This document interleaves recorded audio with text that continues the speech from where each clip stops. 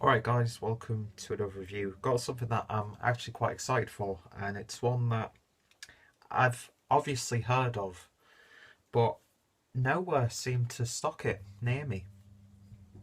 But I was just having a look in one of the shops recently, and they had this on sale, and I thought, I have to give this a go. Don't know when the next time this will be available to me anyway.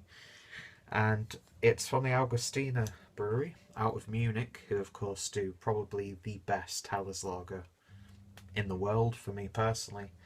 And yeah, this is the Maximator, which is the Doppelbock, which is clocking in at 7.5%. And I think this is like around, according to Rate Beer, like the 27th best Doppelbock in the world.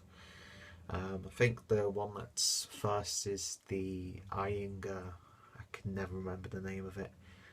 Celebrator, I think. But yeah, Doppelbox.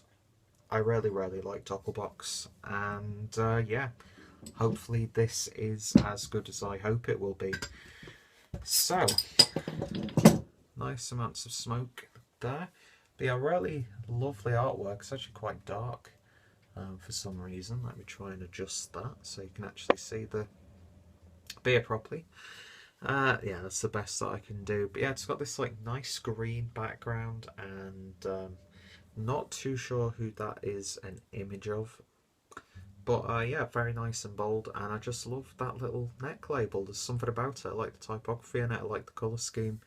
It's just a very appealing bottle of beer for me, anyway. So ooh, let's get it into the glass and see what we get. Using my Schneider Weisse glass once again. Um, I think you can get away with pouring lagers into wheat beer glasses. And I've found because you get obviously a bit more of a bulbous head of the glass, you can get your nose in and give a good swirl. Plus, the beer always looks really nice and presentable no matter what you put in it. But yeah, as you can see, no head whatsoever. I'm not sure if that was down to my pouring or whatever, but I do like it when it's got like at least one or two fingers worth of head. I just think it looks nicer, and when you've got head, obviously releases the protein, so you can get nice aromas or something to that degree.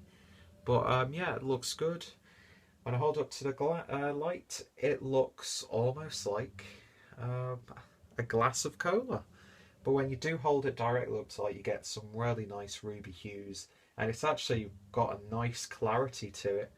But when obviously you see it, it looks a bit more dark and opaque, but you can see through it. It's got some nice, almost like reddy, chestnutty sort of colours to it. Sort of, I don't know if this is a thing, but I get the image of like a cranberry juice mixed with a cola. It's got that sort of like reddishy, browny hue to it. It looks a bit different to some of the other Doppelbocks, has to be said. That red is a bit more pronounced. But yeah, it looks really nice. Not too much in terms of carbonation. Well, I say that it's not as um, crazy as some beers, but you can see it, I think. Let me hold up to the light again. Uh, Actually, yeah, that's got quite a fair bit of carbonation, but it's not aggressive. Anyway, looks good. Let's see what it smells like. That's got this sort of like nice berry like quality to it. Get a little bit of like a butterscotch caramel, nutty. I get like the dried raisins and stuff like that. Dried raisins. You know what I'm talking about. Yeah, like slightly boozy, soaked, like currants and that sort of thing. Get a little bit of cinnamon, maybe. A little bit of ginger as well. A little bit of spice also. Like slight, maybe slight pepperiness. Definitely pick up those malts. It smells like one of those like just malty like drinks for kids. But yeah, Nice berry, slight boozy like quality to it as well. And there's like I'm not too sure what it is, but there's a spirit that's quite desserty, and it's got that sort of feel to it. Like you don't get that like alcohol aroma per se, but it's got that slight boozy note, and you know it's pretty much the week, well, a couple of weeks before Christmas, as I'm recording this, and it's got those festive sort of aromas, very warming. Yeah. Anyway, waffled on way too long about the aroma already. Let's give it a taste. Cheers.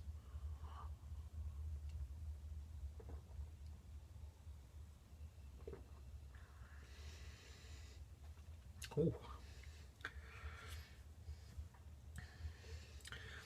get a little bit more alcohol presence on the actual flavour of the beer, and you do get a warming sensation as it goes down.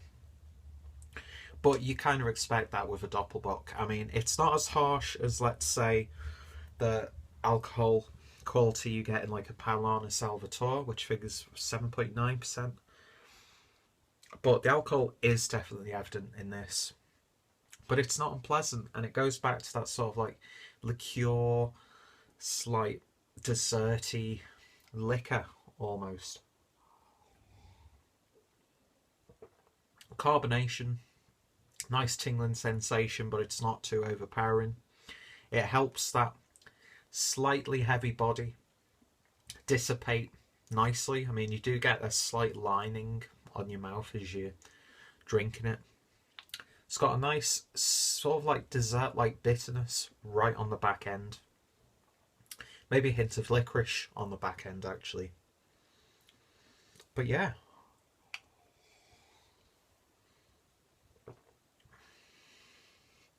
I get almost like a brandy flavour in there as well.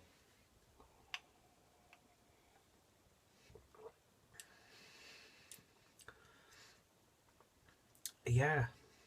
It sort of reminds of the Spital Strong Ale that I reviewed a while ago.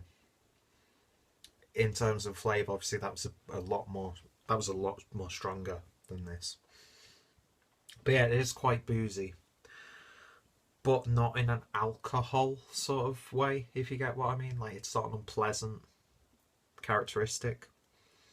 Getting like a nice cake mix sort of flavour in there.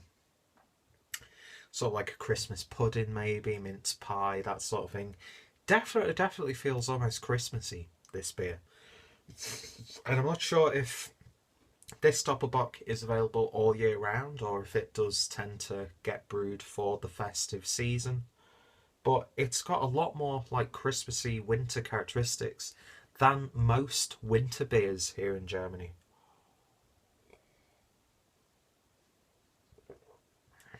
Again, like black currant, but that's offset with this like ginger cake sort of flavour. Very, very complex beer. Very aromatic, very robust. And it's one of those things where every sip you can dissect and get something new out of it. It's one of those beers that you're going to have probably one or two of these at most in an evening. It's going to warm you up. It's cold outside. You want to be cozy. That sort of feel to it. But yeah, it's nice sweetness about it, but not too like vibrant or sugary in that regard. And then you get these dark fruits sort of in there as well, but not in a tart sort of way. But yeah, it's like a Christmas pudding in a glass. And then you get a bit of that alcohol, which just finishes it off nicely, warms you up inside.